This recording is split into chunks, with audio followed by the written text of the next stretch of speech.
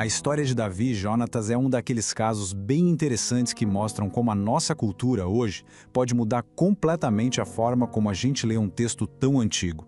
Vamos mergulhar nessa história para entender melhor. Bom, essa é uma ideia que, olha, muita gente já ouviu por aí, né?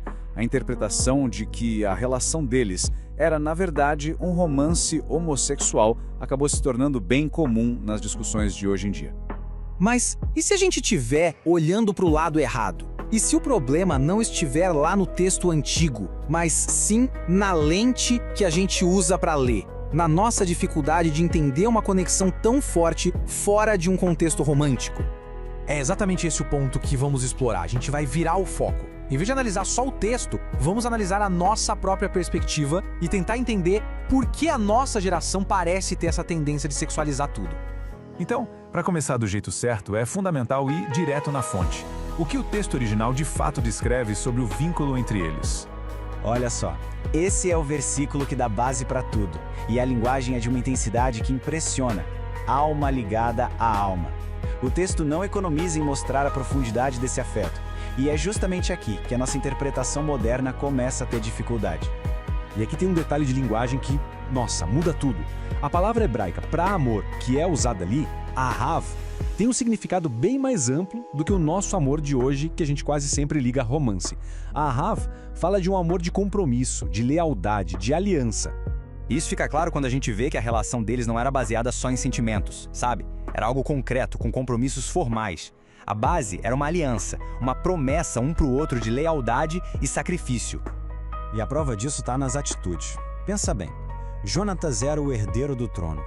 Mesmo assim, ele arrisca tudo por Davi. Ele abre mão da própria sucessão, protege Davi do próprio pai, o rei Saul, e firma esse pacto diante de Deus. É um amor de entrega total.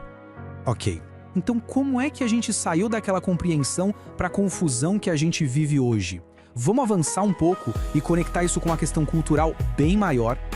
Na nossa cultura, que é super sexualizada, parece que ficou difícil processar um afeto profundo que não seja sexual. Qualquer demonstração de uma intimidade emocional mais forte, principalmente entre homens, já é vista com suspeita, já recebe um rótulo.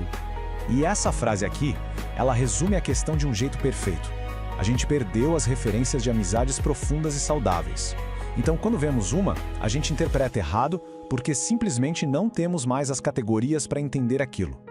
Essa comparação aqui mostra uma mudança cultural gigantesca. No passado, com papéis e valores sociais mais definidos, a identidade de uma pessoa era mais estável. Um afeto profundo, por mais intenso que fosse, não ameaçava essa identidade. E é aqui que a gente junta as peças.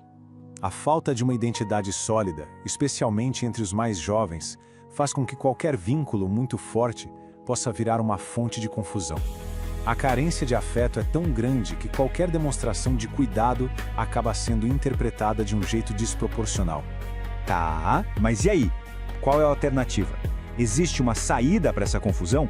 Sim, e ela passa por um resgate, por um modelo redentor de amizade.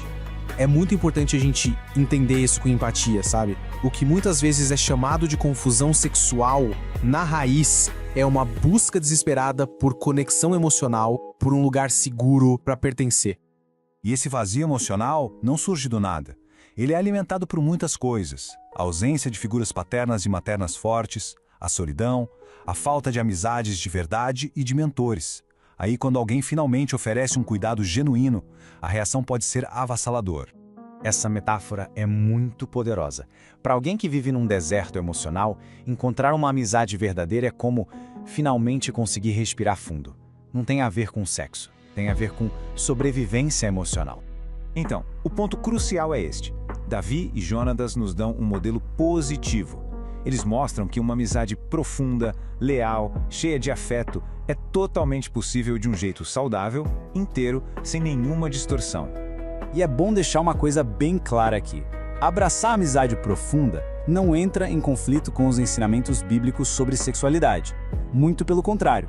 A capacidade de saber diferenciar os tipos de amor e de aliança é, na verdade, um sinal de maturidade. E com tudo isso em mente, a gente chega na reta final. E olha, talvez a pergunta que fizemos lá no começo, talvez ela simplesmente esteja mal formulada.